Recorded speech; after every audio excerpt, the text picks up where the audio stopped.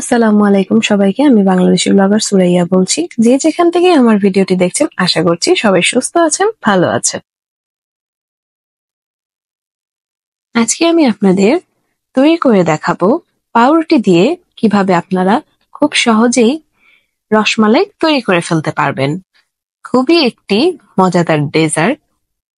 এই ডেজার্ট আইটেমটি কিভাবে তৈরি করবেন তো চলুন পুরো ভিডিওটি দেখে আসি। ফার্স্টেই আমি নিয়ে নিয়েছি পাউরুটি।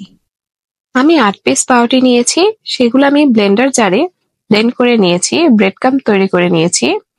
দেখতে মনে হবে যে সুজির মতো। আপনারা চাইলে পাউরুটির সাইডের অংশ কেটে নিতে পারেন। এখন আমি মিষ্টি তৈরি করব, তাই আমি একটি প্যানে 1 কাপ লিকুইড মিল্ক নিয়েছি। সেখানে আমি পরিমাণ মতো চিনি অ্যাড করে দিচ্ছি।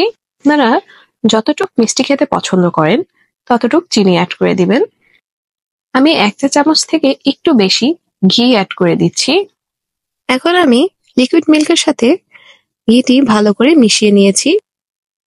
3-4টি বলক আসার পর যখন দুধটি অল্প শুকিয়ে আসবে, দেন আমি সেই লিকুইড মিল্কের মধ্যে আমার ব্রেড ক্রাম্বস গুলো দিয়ে দিব। যখন ব্রেড ক্রাম্বস গুলো দিব তখন সাথে সাথে মিক্স করে দিতে হবে, যাতে নিচে তলায় না লেগে যায়। আর চুলার আঁচটি হতে হবে লো ফ্লেমে। দেন ভালো করে মাখিয়ে নিতে হবে। যেভাবে আমরা রুটি তৈরি করি সেভাবে করে এই ব্রেড ক্রাম্বস গুলো মাখিয়ে নিতে হবে।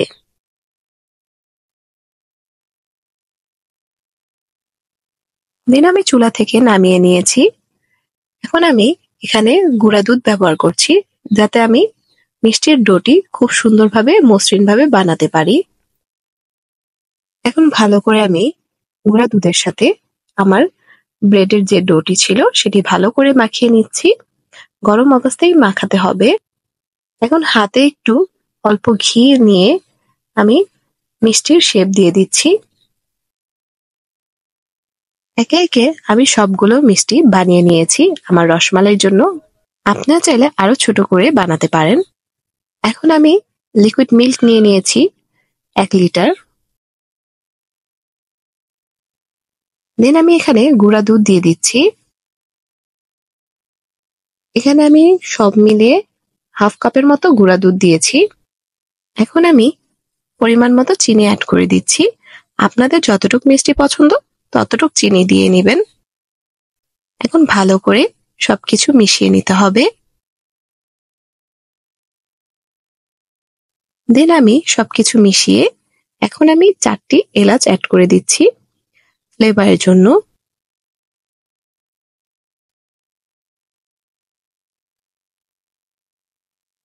দেন এখন আমি এখানে জাফরান অ্যাড করে দিচ্ছি।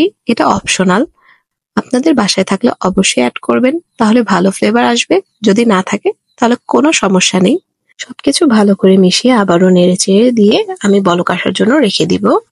তো দেখতেই পাচ্ছেন যে বলক চলে আসছে, উপর থেকে একটু মালাই হয়েছে। আবারও নেড়েচেড়ে আমি বলক আসার জন্য রেখে দিব। যত বলক আসবে, যত দুধ শুকাবে, ঘন হবে, দেখতেই পাচ্ছেন যে আমার প্যানেই বোঝা যাচ্ছে কতটুক না আমি দুধ ঘন করে নিয়েছি। এই পর্যায়ে আমি আমার মিষ্টিগুলো অ্যাড করে দিচ্ছি। আপনারা চাইলে আরো ঘন করে নিতে পারেন। যতটুকু ঘন খেতে চান ততটুকুই ঘন করে নিতে পারবেন। আমি এভাবেই রেখেছি, কারণ মিষ্টিগুলো দেওয়ার পরে আরো শুকিয়ে যাবে।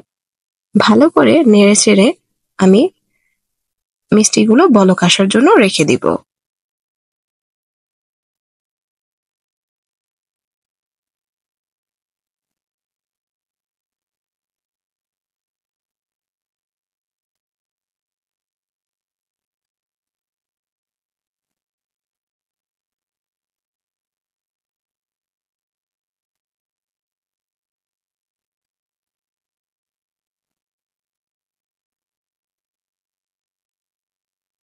তো দেখতেই পাচ্ছেন কত সুন্দর বলক চলে এসেছে, মিষ্টিগুলো ফুলে গিয়েছে, রসে টইটুম্বুর হয়ে গিয়েছে ভরে।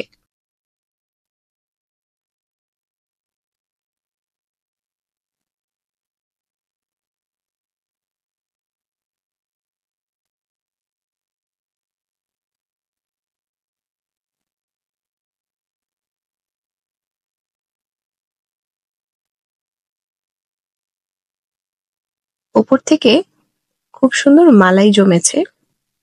এই পর্যায়ে এখন আমি চুলা থেকে নামিয়ে রসমালাইগুলো রেস্টে রেখে দিব। তৈরি হয়ে গেল খুব সহজেই, খুবই অল্প উপকরণ দিয়ে রসমালাই। আমার রেসিপিটি ভালো লেগে থাকলে অবশ্যই বাসায় ট্রাই করে দেখবেন। আশা করছি আপনাদের কাছে ভালো লাগবে। আমার ভিডিওটি ভালো লেগে থাকলে অবশ্যই আমার চ্যানেলটি সাবস্ক্রাইব করে দিবেন এবং আমার ভিডিওটিতে লাইক দিতে একদমই ভুলবেন না।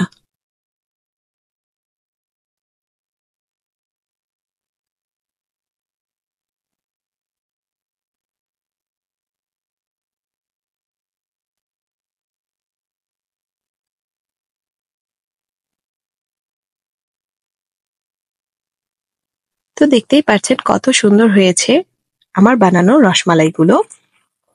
আপনারা অবশ্যই বাসায় ট্রাই করে দেখবেন। আপনাদের কাছেও খুবই ভালো লাগবে। ছোট বড় সবারই এই ডেজার্টটি পছন্দ। এই ডেজার্টটি ঠান্ডা করে খেতে খুবই মজা লাগে। এই গরমে আপনারা ট্রাই করে অবশ্যই দেখবেন। ঠান্ডা ঠান্ডা ডেজার্ট খেতে কার না ভালো লাগে।